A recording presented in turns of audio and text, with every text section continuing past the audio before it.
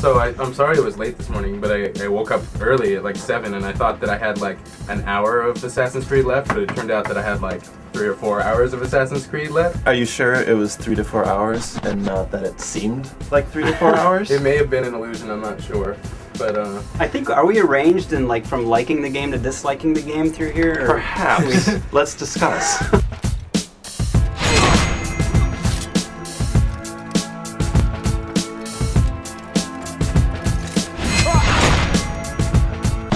I think it's a really smartly designed, pretty elegant game, and it knows that like it bundles all of its parts together pretty well. I agree with you on the elegance. I think the concept is very interesting. The story is pretty interesting. Yeah. The set, the cities, it's beautiful. Yeah. But I didn't find much of a game there.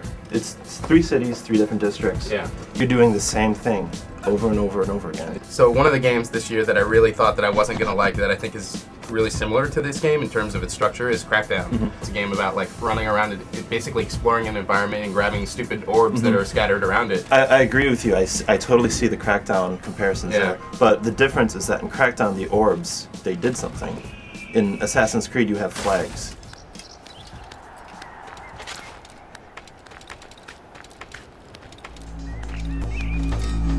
It's like the oysters in GTA and San Andreas, something like that. And I think I agree that the game is elegant, and there's certain things that really work, like running around town is really the parkour really and free running. Yeah, it's great. It's a great parkour simulator.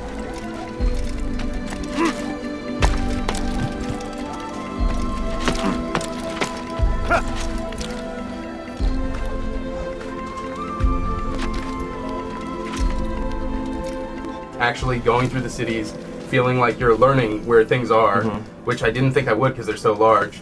Like, and jumping all around. It's like Crackdown. It was just really fun to explore these spaces. Well, yeah, I would argue that it's too open-ended for its own good. Maybe. They created this wonderful overworld, and the instant you're done with the first like 3 assassinations, they give you the option to completely skip it. There's no incentive. There's no reason to go back. I'm glad they gave me the I am too, because there's so nothing annoying to do. fucking go to and from the different and it's places. the same thing with it's the same thing with the cities and the objectives. It comes down to patience. I mean, it really just comes down to patience. Yeah. When I was riding through the environments, I'm not thinking this is annoying. I'm thinking like, wow, this is really beautiful. I can't believe they let artists spend the time. No, and I think we all thought the first time. Yeah, the first time is great, but then when you're doing it after every single assassination, the first thing, number one, they give you the option to skip it. Yeah, right? which is good. Which is good. Thank God. And I wanted to beat the game pretty fast, so I skipped it most of the times. Yeah. I did it a few times, and I'm like, okay, this saves me 30 minutes if I don't do this.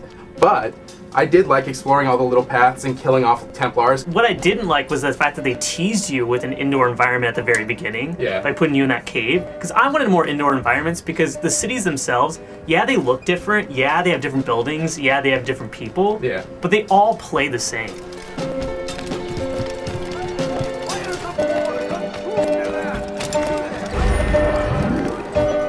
Everything else about the game is just so silly and kind of stupid.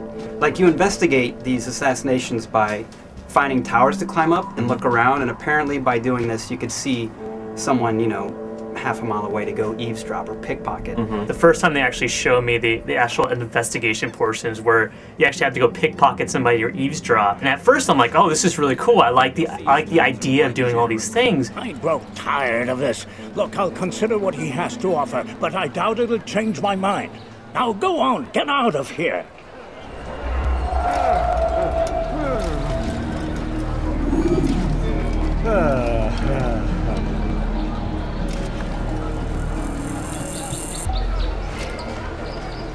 And the more I played the game, I kept on thinking, okay, in my next hit, they're going to change something, right? I'm going to do something different.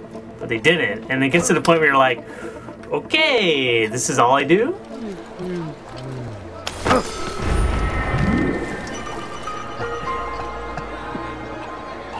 The basic structure of that is fine, but the variance isn't there.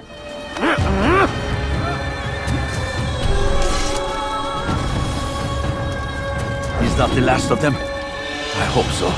It kind of reminded me too of Spider-Man 2. I don't know if you guys remember that, a little bit. where like you can save a kid, and a kid gives you the same canned like speech every single time. Yeah. That's how it is with Assassin's Creed, because you can actually save people in the city, and they'll basically say the same goddamn thing to you every single time. Is that the last of them? I hope so. I once saved a woman, and as soon as I locked off and went away, she instantly looked down and said, "Who could have done this?" I'm like, "I just did it." At the end of the day, for me, it's the parkour simulation, and the world, and the combat, which I think is actually really fun, especially near the end of the game. I mean, they really believe in their combat. At the end of the game, there's a lot of it.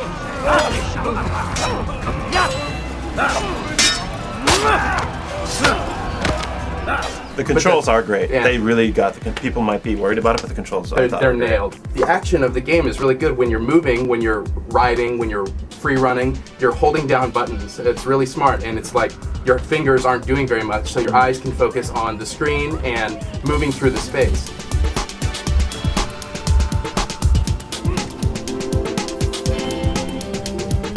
The combat is all like button presses. It's all timing and rhythm, so it feels completely different. I like the rhythm of the gameplay.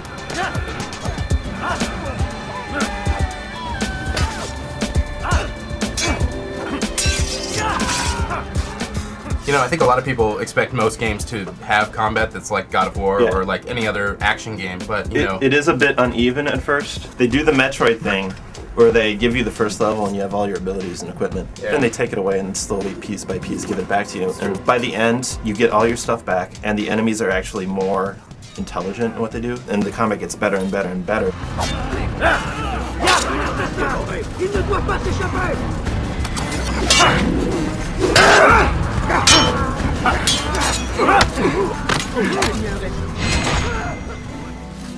But at the beginning and through the first half of the game, I would say the combat's just kind of parry. I like the centerpiece assassinations, the stuff that you're building up to.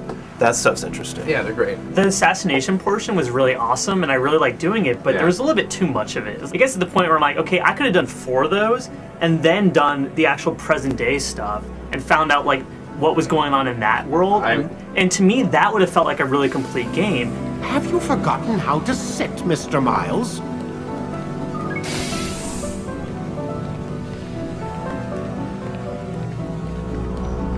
I don't think people are gonna stick with it though. Like the first, the story doesn't really start to gel until like halfway through. I was just, reliving the same memories over and over. You just do the same thing over and over. I'm telling you, if I wasn't reviewing this game, I would know. I never would play it. See, and I totally disagree. I think that the story is actually pretty adult, and it doesn't just spell out everything for you. It actually engages you a little bit, and makes you kind of want more from it, and I kind of appreciate that. Have a seat on the Animus, Desmond.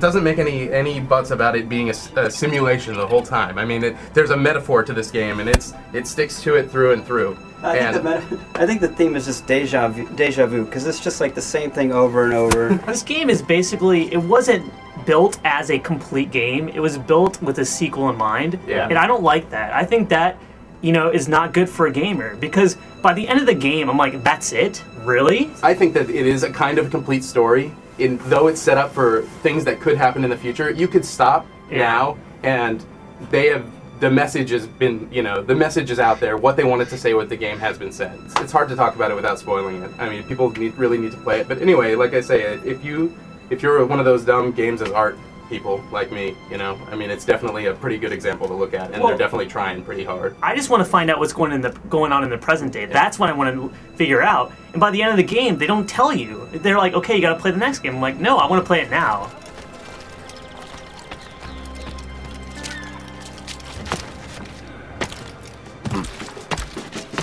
All of the new Valve games that came out, they stripped down everything that sucked, anything that would have made the games longer, to just lengthen out the game, so that it was like this core, beautiful essence of what this product should be. Assassin's Creed may suffer from that thing, which is that it needs to be a full retail product that's $59.99 on your Xbox 360, and we spent this many years with this many people making it, so let's make sure it's 10 to 15 to 20 hours long. Like, you're into the story and stuff, but I found myself trying to make my own fun. Like when I had to ride the damn horse, I would just see how many people I can run over with my horse. I did the same, but I don't think the game punishes you for that. No, it doesn't. That's part of the game. But it's a symptom of the compulsion to play through it. It wasn't there for, I think, most of us here. I wanted to like it a lot.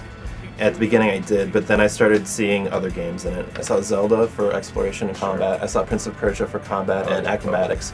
Crackdown, like you were talking about, for open-ended cities and kind of making your own fun. Yeah, Metal Gear for the stealth and the espionage, and I can't remember. How about like a Shadow of the Colossus for the riding around sections in the outdoor? It's all these different parts of games that we all know. Sure.